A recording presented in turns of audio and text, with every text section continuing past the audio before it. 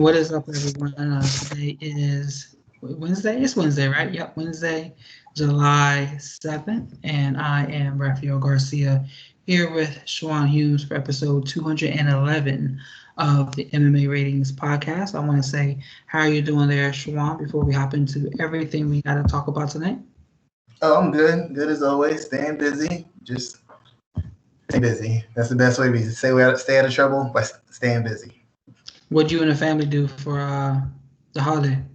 Man, we were on the road, had to go visit some great grandparents. And then, half the time I'm there just helping move stuff, clean stuff, grill stuff. I'm here to relax. I just wanted to lay down and chill out. I didn't know that I was going to make the church rounds at church and have to go carry stuff. It's very unrelaxing. Well, you were supposed to relax over the weekend, but I guess nobody really got a chance to do that. I did plenty of relaxing. I probably did enough for both of us. But let's go ahead, because we got a lot to talk about tonight, man. But before we jump into that, let's first and foremost, as always, thank everybody for taking the time to listen to the show, whether you're doing it the day of, the day after, days to wait later, doesn't really matter.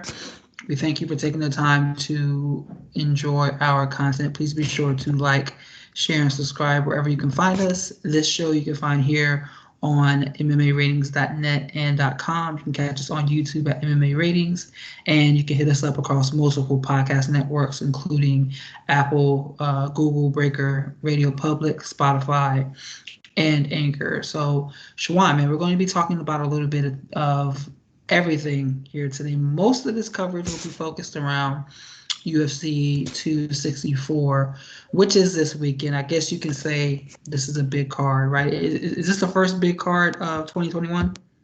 Yeah, as far as star power, yeah.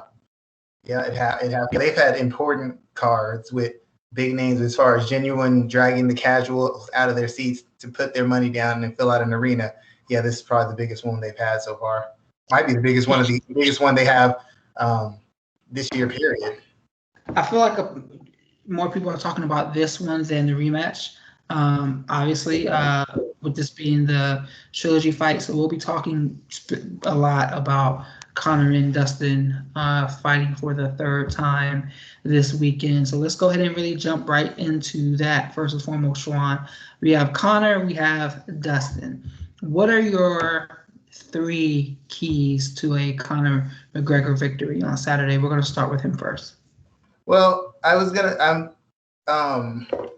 to kind of explore this. I think one thing before I get into the 3 things he needs to do is this. Conor reminds me a lot of Chuck Liddell. And the reason I'm bringing this up is because at one point when Chuck was early in his career, he was getting guys on the counter, catching them on the end of his punches, running them into shots. He used all his weapons, the kicks, the takedowns, the punches. But as his fame got bigger, he started buying into the narrative of his power, and he just started punching. He was never a really good boxer, but he could throw pretty good punches. And he started stalking guys and walking into guys. And that's when you started seeing Chuck Liddell get knocked out. That's when you started seeing Chuck Liddell go on a downward slide, when he basically threw all the other skills away and relied purely on his punching power and his physical presence and the threat he posed. The reason I bring this up is because I found that recently Conor is beginning to start to do that. Against Dustin, one of the main things he needs to do, and it's based off of his strength and his weakness, is he needs to maintain the distance. Conor's boxing is not as good as people make it out to be. On a platonic level, his jab, the straight left, kind of the uppercuts, the hooks to the body, everything. The platonic level, single shots, or maybe a short combination, he's very dangerous. But once you get past that, his ability to put combinations together and be defensively sound and to correctly pressure kind of dissipates. So one of the main keys I have for him is to maintain the distance. And that's the combination of using his long jab, using the long straight punches, but also using his front kicks and spinning kicks to maintain distance. So when he's pressuring, he's not walking into Dustin. He's actually staying at the end of Dustin's range and picking him apart as Dustin comes in. In the first fight, you saw him, he got the jab going, got the lead uppercut going, and was kind of pushing him out, picking him apart. But once Dustin started attacking the leg, he started staying more in front of him, and he started walking into him, and Dustin was just picking him off in the exchanges because Conor's not really great in heavy exchanges. He's never had to be. At 45, his power was a difference maker, and overseas, at 55, his power was a difference maker. At 55, his power is no longer a difference maker, so he needs to be more efficient and sharper at range in applying that pressure and walking guys into shots. Secondly, what I would like him to do is use more of his kicks. He has to diversify his offense. His hands, much like Chuck Liddell's, aren't razor sharp. They're sharp for the jab, they're sharp with a double jab, they're sharp for the straight left, but they're not sharp when you throw a 4, 5, 6 combination punch. His shots are getting a little wide, they get a little slappy. If you don't believe it in MMA, look at his fight with Mayweather. He land that jab, bam, bam, bam. He land a counter shot, bam, bam, bam. When he put combinations together, after on the first 2 shots, combinations look really, really poor. So what he needs to do is mix up other strikes in with what he's doing so that it sets up the hands and the hands set up the kicks, which make Dustin have to be aware of multiple threats, not just the hands. Conor's hands aren't good enough, and his power isn't good enough at 55 for him to rely purely on the hands. The third thing I would say is I need him to fight with a little bit more poise. He can't buy into the narrative that the power is going to be different. He can't buy into the narrative that he's just a better level of fighter than Dustin, even though I'd probably agree with that. He's got to fight a complete, disciplined, deliberate, aggressive fight. It can't be – it's similar to what happened in the Nate Diaz fight. He came out looking for the knockout. He came in thinking he was going to overwhelm him. And when Dustin held up through the storm and pushed back, Conor had no adjustment. And instead of calming it down, sticking to his jab, maintaining his distance, he just kept trying to land that money shot again. He's got to take whatever Dustin's giving him and not try to force things. He's not going to be able to force a knockout. He doesn't have that kind of power at 55. But if he lets a knockout come and he takes what Dustin gives him and he actually reacts to what Dustin's doing, I believe Conor McGregor can get him out of there. Dustin is a dangerous fighter. He's a skill fighter. He's a seasoned fighter. He's a more poised fighter. But the fact of the matter is there's not a whole lot different than what we're going to see from Dustin. It's going to be him building on what he did in that second fight. I don't believe that Conor was in the right mindset. I don't believe Conor was sharp.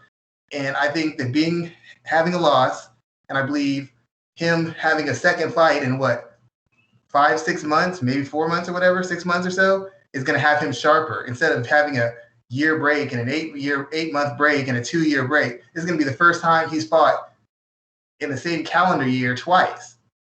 I think that'll make a difference. But those are my 3 points that I think have to be addressed for him to win. And hopefully his camp has actually pushed him and really allowed him an environment where those things can be developed. Because if you just let him have the guys he can knock out and push around, he's not going to be forced to work. You have to have him facing guys who make him have to go to a plan B, plan C, and make him have to get through tough spots. That's the only way he's going to navigate this, because Dustin Poirier is going to be there as long as you allow him to be. So something that's been standing out to me is that a lot of people are talking about Conor's power and just basically stating that he has more power, fight-ending power than Poirier. And I wanted to dive into that because at 55, I don't know if that's quite the case wholesale. We've seen Conor put out Eddie Alvarez. We saw him put out Donald Cerrone as well. But other than that, he doesn't have any stoppages at 55. So where does that thought come from that he carries more power in his strikes than Dustin? Is that something you agree with, or do you think that that's overstated?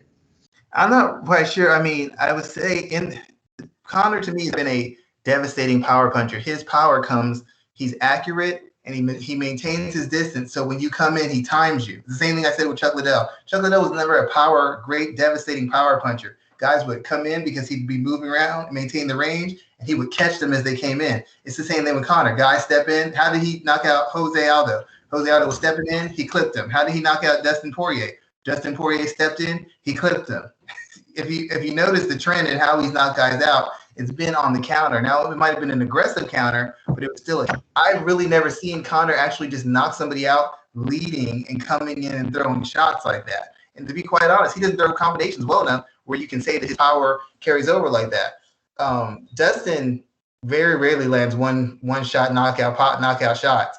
He didn't land it against Khabib. He didn't land it against Hooker. I guess if you want to say their power, I'd probably say Dustin might hit a little bit harder, but I don't know that Dustin's a devastating puncher either, because if Dustin doesn't take out Conor's leg, because what people don't understand is once you don't have the leg support, you can't really put power on your punches. You can't support your weight correctly. And then if you can't support your weight correctly, if I kicked you in the leg a bunch of times, then I punch you, your legs are the shock, your neck and your body legs are the shock absorbers. So if your legs aren't 100% there, you're going to fall over. If I kick you hard in the legs 7, 8, 9, 10 times, and then I throw a hard straight right that you walk into, you're going to drop. Not because I'm a big puncher, because I've taken out your base.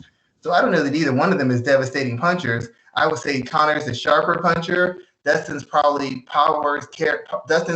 powerful in that he can carry power through 1 through 7 punches. Conor's power usually exists 1 to 3 punches. All the shots he hurt Poirier with were lead shots, lead jab, lead uppercut. You didn't see him hurting him in combination. You saw Dustin hurt Conor in combination. But once again, that's only after the leg was compromised. So I'm looking here, and Poirier at 55 has 6 of his 13 knockout stoppages against Carlos Diego Ferreira, Yancy Medeiros, Bobby Green, Michael Johnson. Both of those are 3 of those are listed as knockouts. Then he has a TKO against Justin Gaethje and Eddie Alvarez. But none of those really stand out to me as like a highlight reel one punch KO like we see like Francis Ngannou does, for example. Yeah, he's an attrition fighter. He doesn't knock anybody out with one shot. If you had Conor face those same guys, I believe Conor would could knock out Justin Gaethje. He's already knocked out Eddie Alvarez. I believe he would knock out Yancy Medeiros. I believe he would knock out Bobby Green. I believe he would knock out Michael Johnson. Knocking out Michael Johnson isn't the most spectacular thing you could do in the world. Neither is knocking out Cesar Ferreira. Neither is Michael Johnson knocked out Poirier. Yeah, there you go. So I don't know that the guys he's faced necessarily are just the sturdiest of chins, but his damage comes through attrition. He did with one big bomb to Daniel Hooker. Dustin Poirier went 5 hard rounds and was unloading the clip on him, and he didn't put him away. He beat him up, but he didn't put him away. So I don't think Justin's that kind of dynamic puncher. He's an attrition fighter. He attacks the body, goes in combination. He chops the body, goes to the head, establishes a jab, puts the shots together. He's an all-round striker that breaks you down to attrition. He's not the kind of guy who will turn a fight around with one punch. And even against Conor, he didn't turn the right fight around with one punch until Conor's leg was pretty much chewed up. At what point did Poirier have Conor rocked? Seriously speaking, when did he have Conor rocked prior to the leg just being useless? I don't remember that happening. Knocked him out. I remember Conor walking him down. And that's not to say that Dustin didn't outsmart him. Dustin attacked him. Dustin broke him down. Dustin survived those rough spots. But the fact of the matter, in that first round, one person felt the power and was backing up and had to make an adjustment, and one person didn't. Conor never adjusted. With his round 1 plan was working, so he didn't make an adjustment. Dustin's round 1 plan wasn't, so he started adjusting, and that's what ended up being the end of Conor McGregor. Neither one of them is a devastating power puncher. Gaethje, Chandler are the power punchers in that division. But Gaethje and Chandler are also particularly vulnerable because of how they choose to attack with that all-out aggression. So let me ask you this. Let's stick with that where we already are here. And what are Dustin's 3 keys to his victory? The main key is the poise. I know a lot of people. Well, I know a couple of people at American Top Team, and they told me for years, they're like, when you get into the sparring room, Dustin Poirier is kicking the shit out of every elite guys. They come through the gym to work out. Dustin Poirier is just whooping their asses. The problem with Dustin Poirier is he can't ever maintain his poise. Sometimes he lets things get to him, lets the moment get to him. That's how Michael Johnson knocked him out. He took it personal, and then he got his doors blown off. When he fought Conor McGregor, the moment got to him, Conor got under skin, he got his doors blown off. The biggest adjustment that Dustin Poirier's made is he can maintain his poise, which means he is no longer fighting stupid. He doesn't match his opponent. He doesn't fight in his opponent's strength. He fights on his terms. It's what he did against Justin Gaethje. It's what he did against Conor McGregor. So he has to maintain the poise. No matter if Conor starts going back and trying to test him or make it a show of bravado, he has to stick to the game plan and systematically break Conor down. So he has to maintain his poise. 2, he's got to repeat the same thing he did before. He has got to mix up his attacks. It can't be straight boxing. It can't be straight kickboxing. He has got to attack Conor at multiple levels and attack Conor in combinations so that Conor is kept off balance, and maybe you can drag Conor into the kind of fight you want and the kind of pace you want. You don't want Conor feeling like he can march you down at the end of his range like he likes to. You don't want to let Conor build any momentum, because once he builds momentum, it's a very tough thing to get through to be Conor McGregor once he's built momentum. So you don't want to let him build momentum, so you have to attack him at every level. And third, I would say you have to attack him at any range. Whether Conor can grapple with you or not, wrestle with you or not, you cannot allow him to settle in. If he settles in knowing that it's going to be a purely striking match, it is going to be a rough night for Dustin Poirier. Dustin needs to attack him at every single range, whether it's clinch, whether it's grappling, whether it's wrestling. He can't allow Conor any spot where he can rest, and he can't allow Conor to get into his groove and once again build momentum. The reason what he did in the second fight was actually what they had planned in the first fight. It never got to that point because Dustin didn't maintain his poise. He decided he was going to engage in one range, and he didn't make it a multi-tier fight. He made it really easy. And if you give Conor really easy reads, Conor is going to dismantle you. He's a guy built to take away the initial read, and it's up to you to make an adjustment and make it quickly. If you take a round or two to make an adjustment, by the time you catch on to it, Conor's put 2-3 rounds in, and it's pretty much all downhill from there. So those would be the three things I think he needs to make. He needs to maintain his poise so he doesn't open himself up to getting countered or blasted, because Conor can still catch him with 1 or 2 and put him out. He needs to attack multiple levels, head, body, legs. He cannot let Conor get into the rhythm or let Conor figure him out early. He's got to keep him guessing. And third, he has to attack him at every single range and attack him with the intent of putting damage on him or finishing. If he's just going to make it a purely striking match, we are going to have a very long night for Dustin Poirier. Even though he's a very good striker, when he settles into these sort of things, I saw Dan Hooker make Dustin Poirier look anything but a top 10 lightweight against Dan Hooker, because I don't think Dan Hooker's a top 10 lightweight, and he went tooth and nail with him. Why? Because he got drug into that kind of fight, and he just basically made it a one-note type fight. So a below-average striker with a good chin and high volume was able to make one of the best lightweights in history look pretty average. He can't afford to do that with Conor McGregor. So let me ask you this. If this fight goes 5 rounds and it's on the feet, no takedowns at all, you think that that's a clear sign that Conor's won? I think it's the fight Conor won. I believe Dustin can beat him in a striking match, but if he's just going to make it purely striking, he's going to allow Conor to settle in and make those reads. When you only have, it's like any other fight. It's a mixed martial arts fight. If I only have to make 1/3 of the reads, how easy is my job? It's like being a point guard, and all I got to do is get it to Shaq. Well, you're so efficient. All I got to do is get to Shaq. That's all I got to do. It makes it really easy. His job easy. I know people fall into the Conor's a quitter and Conor can't take punishment. Every time they say that, they just insult. They take away from any legitimacy of any win that Dustin Poirier's had. Conor is not a quitter. Conor can grapple. Conor can take a punch. Conor does have heart. Conor can fight. When people start buying into that narrative that he doesn't have heart and he's all about money, it's just ridiculous, and that's when they end up getting beat. So you don't want to make his job any easier than it has to be. If Conor's jab is clearly established and it's a difference maker, that's a problem for Dustin Poirier. If Conor gets that front kick going, that's a problem for Dustin Poirier. If Conor's picking at jabs and throwing the straight left to the body and the head, that is a huge problem for Dustin Poirier. It's not his job to give the fans an exciting fight. It's his job to win the fight by any means necessary. So from the last question about Dustin before we move on to our flat-out predictions, when should he start grappling? Because in the first fight he scored, or the second fight, he got that takedown in the first round, which really kind of set the tone from everything from that point when he was able to kind of assert his control. When he didn't wrestle. He didn't really wrestle after that either. He just put it in. Exactly. When it opens itself up. And make sure you're going through your reads. Make sure you're going. It's like a quarterback. You don't just throw to the first guy who comes open. Make your reads so you can see what the defense is doing. He needs to make his reads. There's no right time. The right time is when you've made the correct read and you've gotten to Conor. That's the right time. There's no he needs to come right out and take a takedown. I wouldn't do it. You make the reads. You get your timing. You find a rhythm, and you do not panic wrestle or allow Conor to dictate when you're going to grapple. If Conor's pushing him back to the fence and he goes in for a shot, I guarantee you he's going to get his head chopped off. If Conor's sticking that jab and he thinks he's just going to walk in, I guarantee Conor's ready for that. Conor's going to want to put pressure on him immediately to make him feel under duress for him to go for that takedown.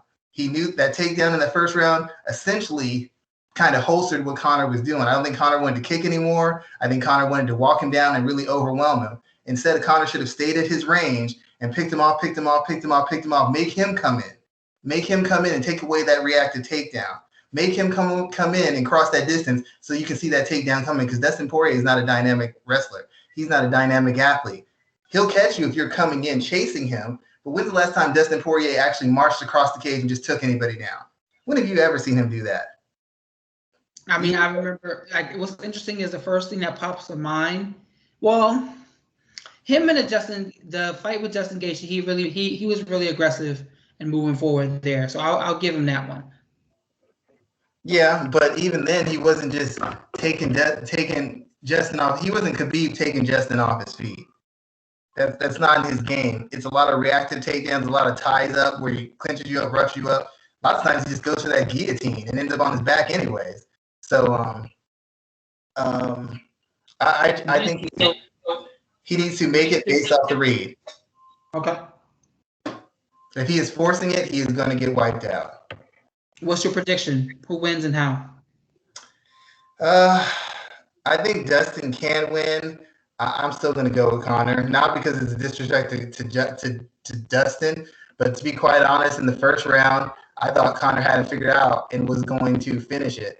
The leg kicks he had no answer for, and I'm not saying he was dominating necessarily in the first round, but the deciding factor were the leg kicks. Yeah, the grappling works, but he didn't get grappling out wrestled for a round. He didn't get submitted in the round. He wasn't even really getting outboxed in the round. What he was getting his leg chewed up, and once the leg started going, the leg attacking multiple levels opened up the hands for Dustin. Previous to those legs being consistently attacked, I don't remember Dustin necessarily taking Conor to the woodshed. Maybe I'm being biased in this. I don't remember that.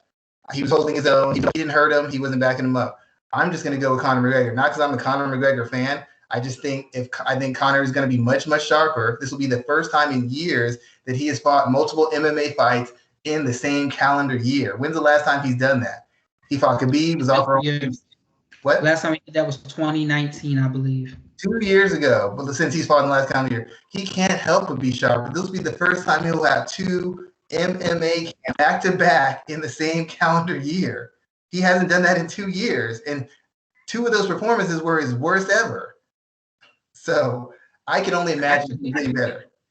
Actually, sir, I'm lying. It's been 5 years, because the last time he fought more than one time in a year was 2016, when he fought 3 times, Nate Diaz twice and Eddie Alvarez. Then it was 2 years before the fight with Nurmagomedov, and then it was 2 more years before the fight with Cerrone, which was 1 year ago.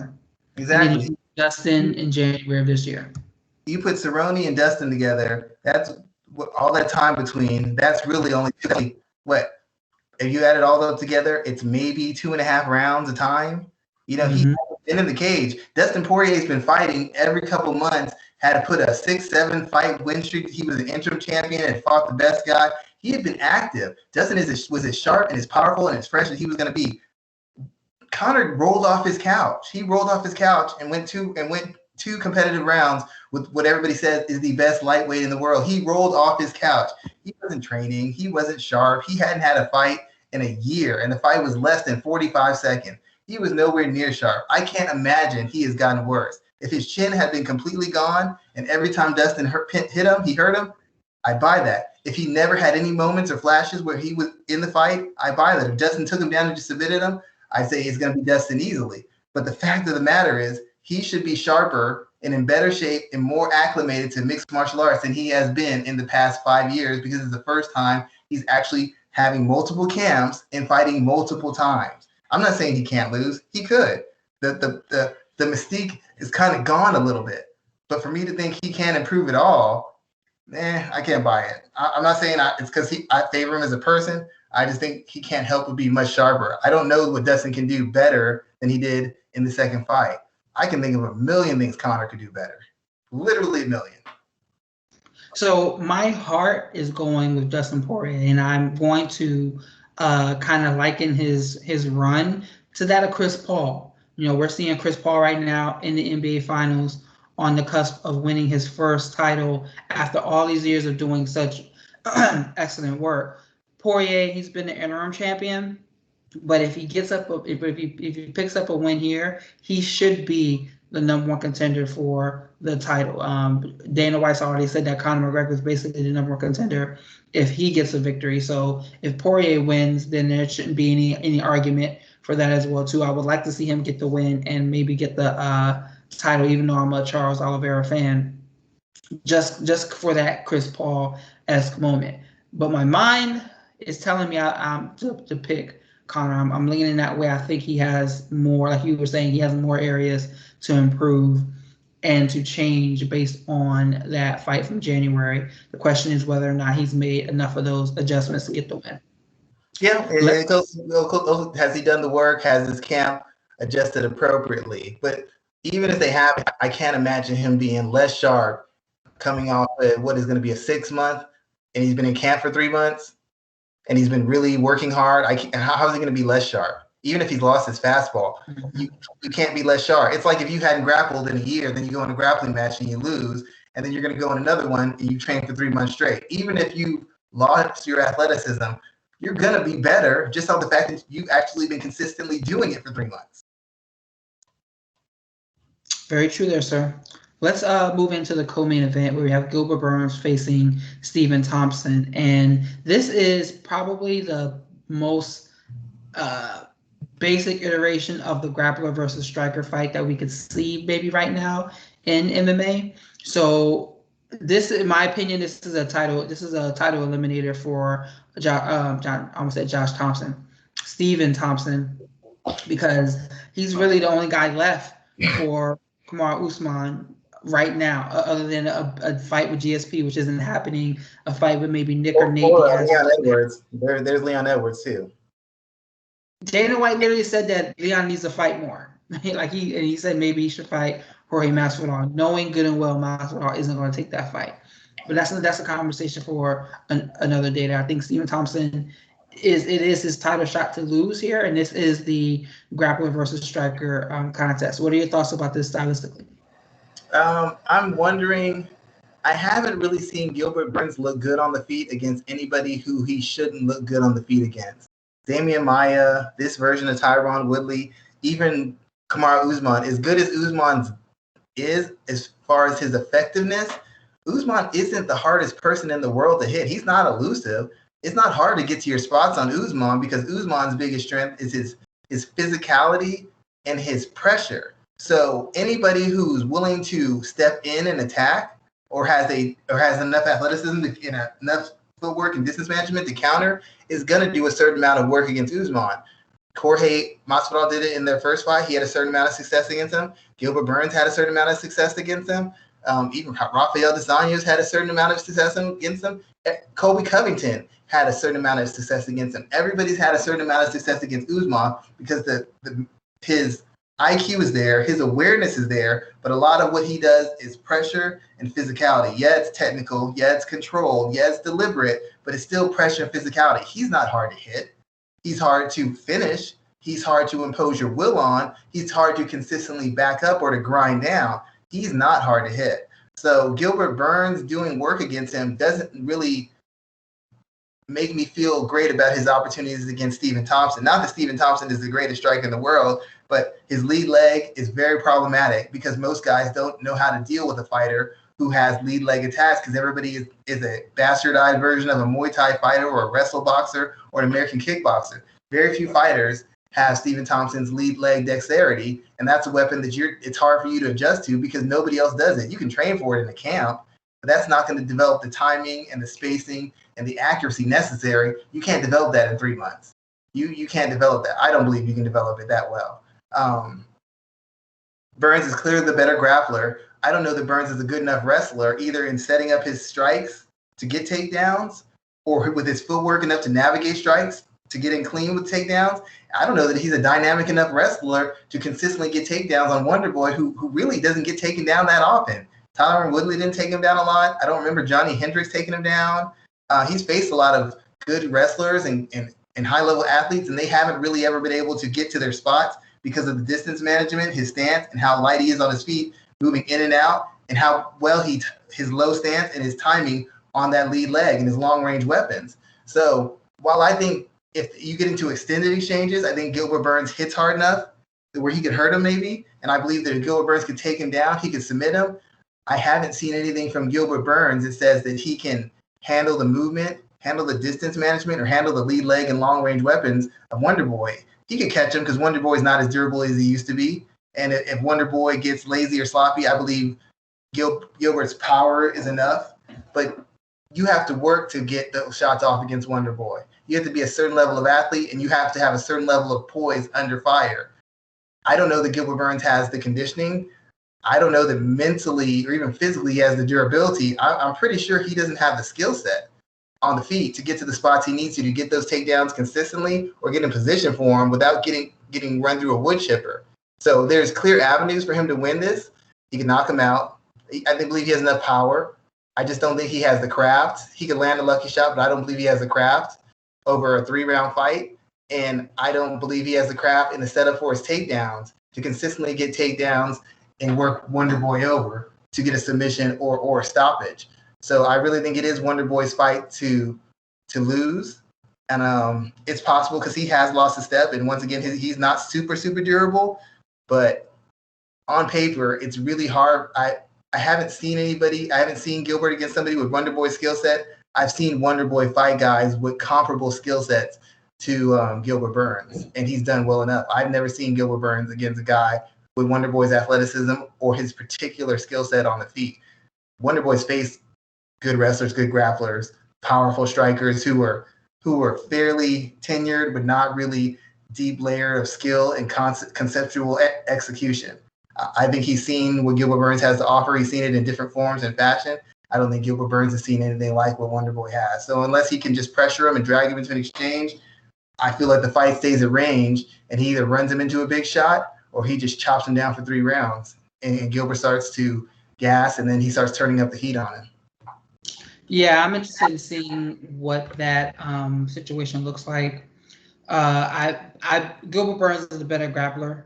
Clear as day. We can say that pretty much clearly here. I just wonder if he'll be able to get the fight down to the ground. I think that this fight doesn't look what we think it will look like. It'll be a lot of circling, a lot of movement over 3 rounds. I'm glad it's a 3-round fight and not a 5-round fight. And I'm looking for Thompson to get the victory. We're going to hop into what else we're looking forward to for UFC 264. And for me, it's the return of Ryan Hall. It's not the return of Greg Hardy? You weren't looking forward to that? Who? Greg Hardy? You weren't excited about that? I don't know who that is. Ryan Hall is fighting Ila Tapari. I can't really pronounce the guy's last name, but I'm a Ryan Hall fan. I'm interested in seeing how much he's grown in the time he's been away from the sport. His grappling is going to be head and shoulders above. He has one of the best ground games in the sport, but I wonder how much his striking has developed enough. Is it going to be awkward enough to create that frustrating type of fight that he has shown in other contests? So that one's really standing out to me. And then Sean O'Malley getting another layup. And I hate to say it like that, but he is getting a guy on his UFC debut in a week's notice rather than the UFC finding another late replacement within the promotion for him. So that I think that'll be an interesting storyline to watch too as well. But what are you looking forward to on this card, Schwan? I'm not looking forward to seeing Sean O'Malley most likely get another performance of the night bonus for knocking out someone who shouldn't be in the cage with him. That's become a story of his career. I don't understand why he's even considered a contender. He's got contender talent. He is not beat. His resume is super paper thin. I'm sorry, it is beyond paper thin. I'm interested in seeing the Arena Aldana versus Yana Kunitskaya fight because I feel like whoever wins that fight will probably fight Holly Holm next or be in position for a potential title shot. And with bantamweight, Amanda Nunes is the name there. But if we're not to see retread opponents, then one of these girls needs to put on a good showing and put themselves in position to call her out. I especially think that Kunitskaya, I think she's won 2 or 3 in a row. So I think if she gets a big win over Aldana, I think she's in the driver's seat for a follow-up fight against Nunes or against Pena. Somehow Pena pulls up the upset. I'm interested to see the Jennifer Maia Jessica I fight, just to see how Jennifer Maia, if she can build some momentum back from having that competitive loss, fairly competitive loss against Valentina Shevchenko. And much like you, I'm interested in seeing Ryan Hall. I feel really bad for him because he's been essentially relegated to these lower, no-name fights, and they won't give him a ranked opponent because ranked opponents don't want him. And at this point, he's not going to keep on fighting nobodies, in my opinion, because he wants a ranked guy, he wants a top name, and he's pretty much, in my opinion, going to age himself out of competition because he's not going to have enough fights and he's not going to get the names he wants. So, another year or two of sitting on the sidelines doesn't help his cause, doesn't draw interest, doesn't make him any money. And I don't know how interested he is in fights that he doesn't believe challenges him. And I don't know that he finds this guy to be particularly challenging. But he just can't seem to get a name in the cage. And at his age, it's going to start being where what he's putting in is going to be less than what he's getting out. Yeah, I'm concerned about that as well too, because his last fight was in 2019. Before that, he fought twice. No, he fought once in 2018 and then 2016.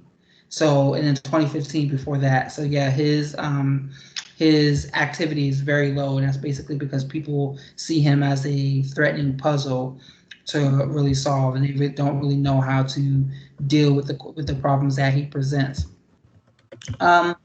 We know what fighters will not have to deal with much longer, and that is pissing hot for weed, Schwan, because the Nevada State Athletic Commission has said it will stop punishing fighters for failing weed tests or failing drug tests for weed. Now, what are your initial thoughts on this? I have some thoughts on this I'm going to share after you, but what are your thoughts on this? I don't have a problem with it. I mean, I never thought it was the worst thing in the world, but the rules are the rules. I mean, whether you agree with it or not, if somebody gives you a rule and you're an athlete and you break the rule, then you have to be punished. So now that it's not a rule, regardless of how silly it was, the fact is it was a rule. They've changed the rule. Now do what you want. It's fine with me. I tend to think you will see some other issues as far as weight cutting and some other stuff going on now this rule is done. I don't know. A lot of fighters put that show on that they're very disciplined. If you know enough people in camps, you know enough guys behind the scene, when they give that whole, I've been 100% of the camp, I've been there every day, and you talk to the right guys, you find out, yeah, he was there every day watching everybody else work.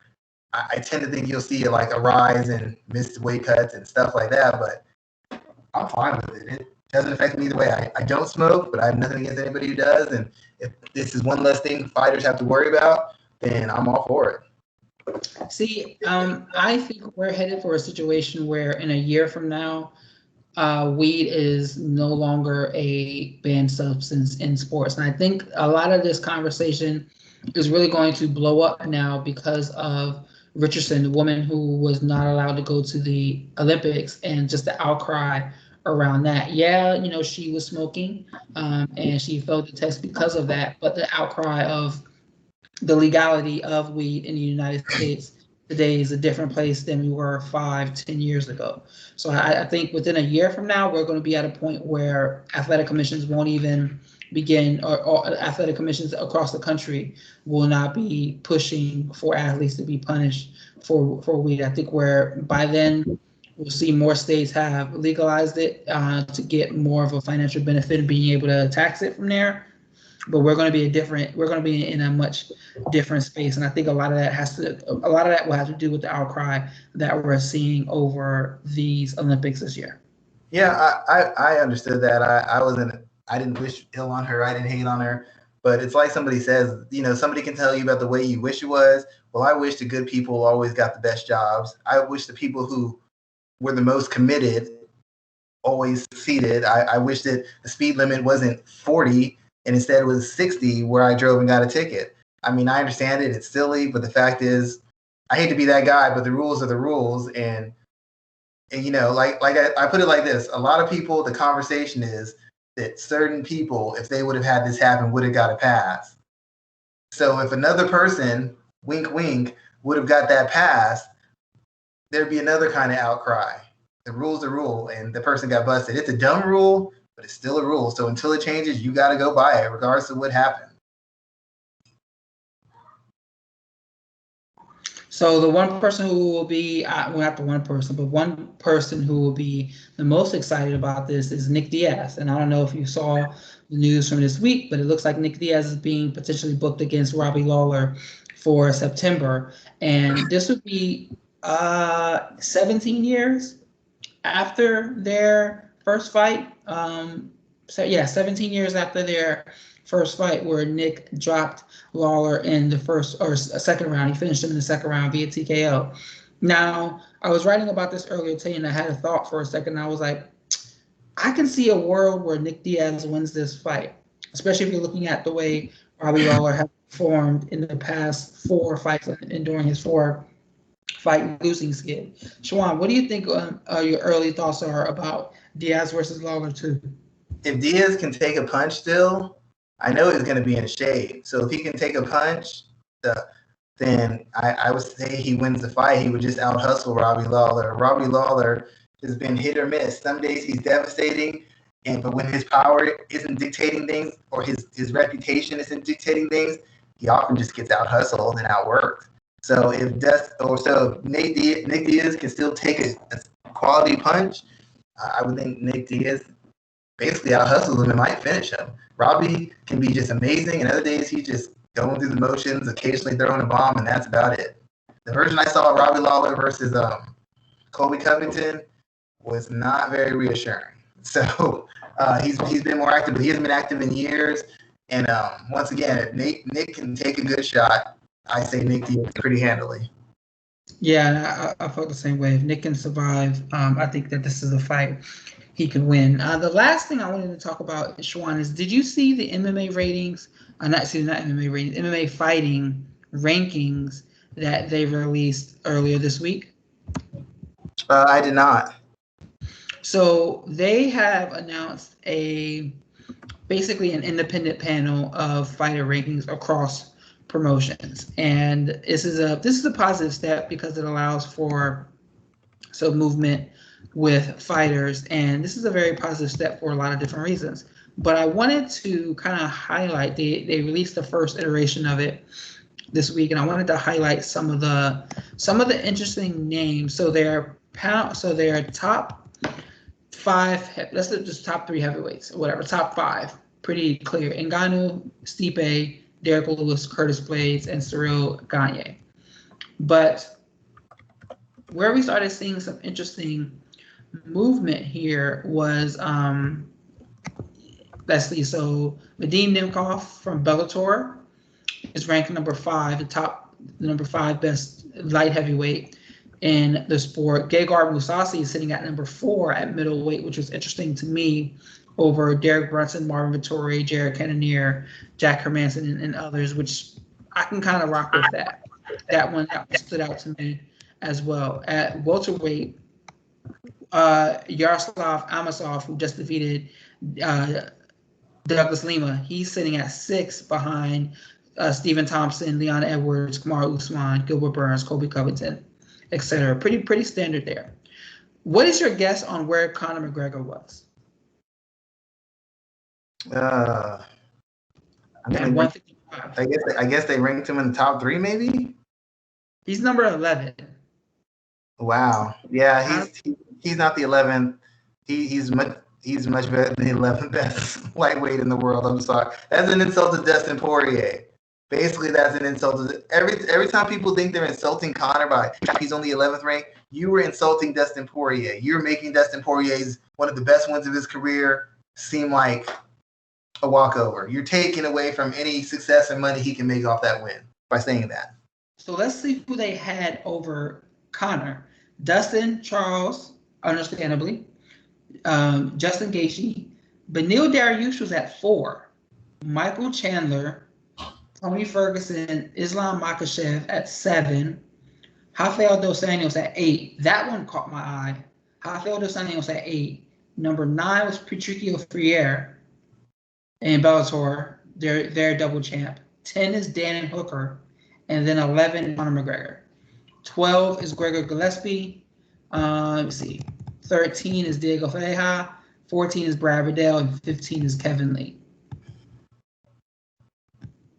Yeah, I mean, I don't agree with it. And the worst thing is if he beats Dustin Saturday night, then Dustin got smoked by the 11th ranked lightweight in the world, which means his whole run has been a complete farce. And do they just flip the two? Like, that's my question. Does Conor become the number one ranked lightweight? That really kind of stood out to me. Alexander Volkanovski is the number one featherweight, Max Holloway, and then Patricio is number 3, ahead of Brian Ortega and Chan Sung Jung. AJ McKee is number 6. AJ McKee is number 6. How do you feel about that above Calvin Kattar, Josh Emmett, and Edson Barboza? Well, Calvin Kattar and Josh Emmett aren't that good. I mean, they face better opposition. But let's talk about he's a better athlete than Kattar. He's a comparable athlete to Emmett, but he's shown a broader set of skills than both of them in all their fights. Emmett just wings big punches and knocks people out. Kattar is supposedly a boxer, but he's really a volume puncher masquerading as a boxer, and he's gotten trounced by the 2 elite guys he's faced. AJ McKee has beaten everybody's face, lower class, and as he's moved up in tiers of opponent, he's only gotten better. So we've already seen the peak of Emmett and the peak of Kattar. We haven't seen the peak of McKee yet, and he showed a broader skill set. So, yeah, I'd agree with that. So then let's talk about bantamweight. Aljamain Sterling and Peter Yan are tied for 1. You have Corey Sandhagen. Yan's better than him. No offense. I hate to turn on my brother, but he got his ass whooped. You did. Corey Sandhagen's 3, Rob Font is 4, Jose Aldo, Pedro Munez, Marlon Moraes, Frankie Edgar, Merab Dvalishvili, Sergio Pettis at 10, which caught my eye. I think Sergio, in my opinion, I think he would beat Frankie Edgar if they fought now. Yep. But I could see him getting bounced around by some of the other ones there. Kyoji Horiguchi at 11. I think Horiguchi beats Edgar and Marlon Moraes right now. Maybe Pedro. Pettis beats Marlon Moraes. Horiguchi might be thrown in jail for what he does to that man. The first thing, when they told me Yan and Aljamain Sterling were tied, that's ridiculous. Sergio Pettis being number 11, that's an insult, and that's ridiculous. Insulting and ridiculous. That list is. I'm not saying they're necessarily above. Well, I think Horiguchi would beat the hell out of Sandhagen. And I like Sandhagen. I don't know if he's beating Horiguchi though. Horiguchi's got to be like in the top 3 to me. Keeping on that man, Horiguchi is real good. Like we often think back to that loss he had to DJ where he got finished in that at 4:59 in the 5th or whatever that was. Horiguchi's he's a buzzsaw, dude. Like, he smokes people, and I think people are really sleeping on him. Let's look at featherweight real quick. Flyweight, where we have Brandon Moreno at 1, Davison Figueiredo at 2, Askar Askarov at 3, Adriano Moraes at 4, Demetrius Johnson at 5. I think that's very interesting to me as well, too. Yeah, I think Demetrius is still better than those guys. I think in 1, he was fighting a guy who was much more physical and actually really a lot bigger. Not just bigger, but skilled and probably a weight or class or 2 bigger. And that made a big difference in it. I still think skill-wise, he's a top 5 fighter. He's only lost, twice in the past, 7 years? And I don't know, to be honest. Who else? What was I going to say? I guess Moreno's a good pick. Where did you say Figueiredo was placed at? He's 2. Askarov is 3. Yeah, I don't know that Askar's really faced good enough competition. I guess they're just going off potential. But yeah, I guess that's a fair enough. I guess that's a fair enough list. It's very interesting. I always enjoy conversations about rankings. It's a pretty interesting conversation, and I look forward to seeing what these rankings look like after Saturday. But Schwan, why don't you let everybody know what you're working on for the rest of this week? One more thing before we go, just in the boxing term, we had Chris Colbert. He beat King Tug last Sunday, I think. I'm not quite sure. But basically, this is because he fights in the 130, 135 range. Floyd says they're not making any fights with any fighters outside of PBC. So if Gervonta doesn't stay at 140, then that's a viable option against another belt holder who's in the PBC stable, which means that's a fight that could be made. Colbert likes to talk. He's kind of inflammatory. He's athletic. He's kind of flashy. He doesn't really hit the hardest, and he doesn't necessarily take the best shot. So it seems like a matchup that you could build. You could you could hype up through pay-per-view, and you could, I wouldn't say you guarantee that Tank could get the win, but it'd be at least a 60-40, 70-30 split, which would help him because he's beating another belt holder and a guy who's on a win streak, or I think undefeated, and has defended his belt multiple times, which would also add to the resume of Gervonta Davis. So that's a potential fight you could see coming down the line.